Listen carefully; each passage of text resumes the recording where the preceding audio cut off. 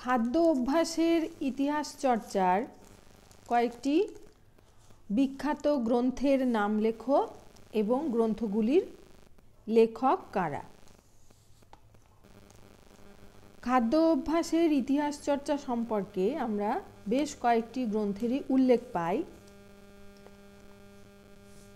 সেইগুলি হলো, 1 নম্বরে লেখো Indian food a historical companion. Indian food a historical companion এর লেখক হলেন K.T. অ্যাচয়।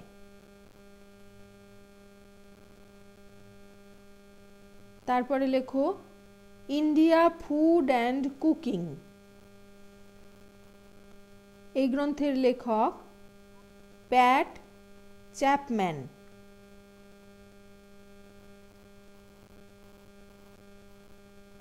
তারপরে লেখো appetites foods in pre history.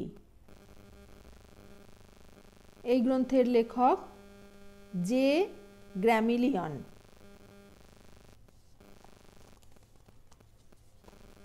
তারপরে লেখো a social history of eating in modern America. A social history of eating in modern America. এই গ্রন্থের লেখক Levenstein. Levenstein. Food in history গ্রন্থের লেখক হলেন Reay Tannahill. Food in history গ্রন্থের লেখক হলেন রিয়াই টান্নাহিল। মোগল আমলের খানাপিনা গ্রন্থের লেখক হলেন তপন রায়চৌধুরী।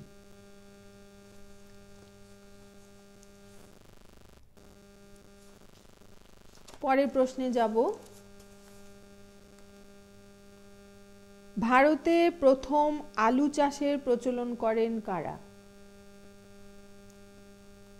পর্তুগিজরা।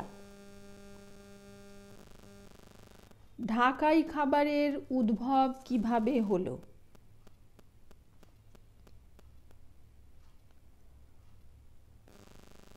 সুলতানি শাসনের যুগে যখন ইসলামী সংস্কৃতি বাংলায় এলো তখন খাদ্য অভ্যাসের বিভিন্ন পরিবর্তন ঘটল।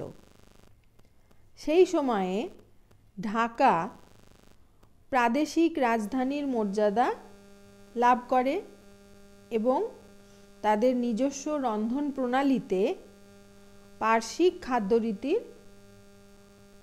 মিক্সড ঘটায়। এর ফলে ঢাকাই খাবার তৈরি হয়। রসগোল্লা বাংলার জগৎ মাতানো আবিষ্কার একটা বইয়ের নাম, ঠিক আছে? বইটির লেখক কে?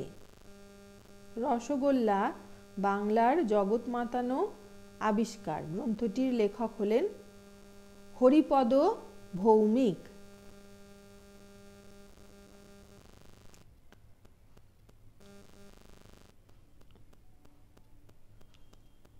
আদি রসগোল্লার সৃষ্টিকর্তা কে? নদিয়া জেলার ফুলিয়ার হারাধন ময়রা। নদিয়া জেলার ফুলিয়ার হারাধন ময়রা আদি রসগোল্লার সৃষ্টিকর্তা। স্পঞ্জ রসগোল্লা প্রথম কে তৈরি করেন? বাগবাজারের নবীনচন্দ্র দাস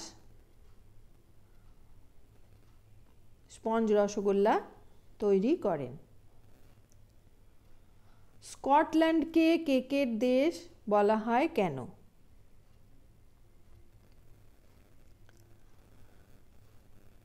ওট মিল থেকে প্রচুর পরিমাণে কেক তৈরি হয় বলে স্কটল্যান্ডকে কেকের দেশ বলা হয়।